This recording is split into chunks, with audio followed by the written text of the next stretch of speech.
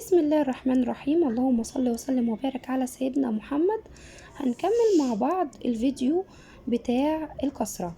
عرفنا ان العلامة اللي بتبقى تحت الحرف دي بقول عليها كسرة. يعني ايه كسرة؟ يعني لما باجي انطق الحرف بكسر وانا بنطقه. تعالوا نشوف ازاي.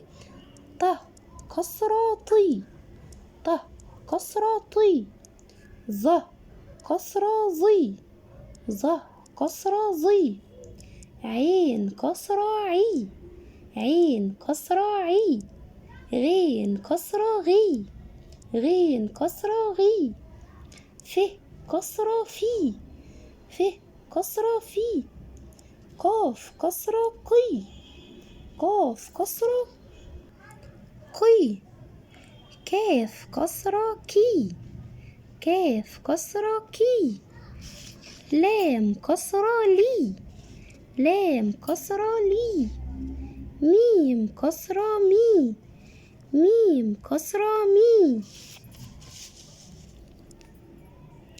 نون كسرة ني، نون كسرة ني، ه كسرة هي، ه كسرة هي، واو كسرة وي، واو كسرة وي، يه كسرة يي، يه كسرة يي. لو انت وصلت لحد هنا يا ريت ما تنسيش تعملي لي لايك وسبسكرايب فضلا وليس امرا. ولكن يا جماعة يا ريت تدعموا الناس اللي عندها محتوى، يعني دي رسالة. والواحد والله بيزعل لما بلاقي كده، يعني بدخل كده محتوى الاقيه يعني ما فيهوش اي حاجة، يعني انا ما استفدتش اي حاجة بيه، والاقي كم اللايكات وكم المشاهدات. بصراحة ببقى عايز اسأل طب ليه، طب ازاي؟ المهم ندخل في موضوعنا. فارت يعني ايه الدعم. بس نرجع تاني.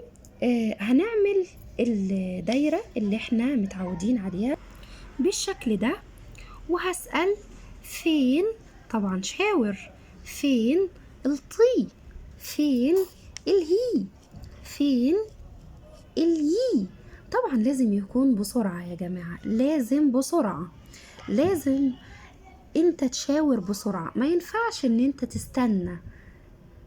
لاني انا لما اجي اكتب الكلمة عشان تقراها لازم مش هقعد بقى كل حرف اقعد افكر فيه، طب ما مش هينفع، مش هتطلع كلمة.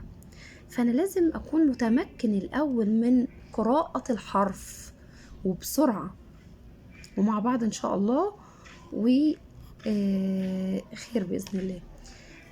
فين المي، فين الهي، في الهي هنا في كذا واحدة، ادي واحدة، ادي التانية، ادي التالتة، كل دي هي، كل دي هي، دول اخواتها، ودي برضو هي، هم كلهم 4 صح كده، احنا متفقين. طيب فين الكي؟ الكي بصوا الكي، شايفين؟ طب في واحدة تانية كي، تعالوا كده شوفوا، دي اختها برضو، تمام. طيب فين الغي، فين الوي، فين الظي؟ طيب هو ايه ده؟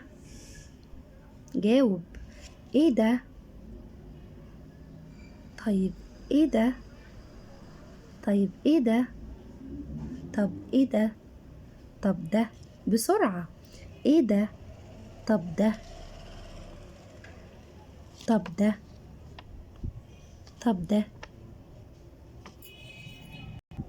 تعالوا كده نشوف الفرق بين في النطق بين الذال والظ. تعالوا كده نشوف. ذال كسرة زي، طلع لساني، دي بطلع لساني ودي بطلع لساني فيها عند النطق، ولكن تعالوا نشوف النطق عامل ازاي. زي، زي، زي، زي، زي، زي، زي، زي. طب تعالوا نشوف الفرق التاني.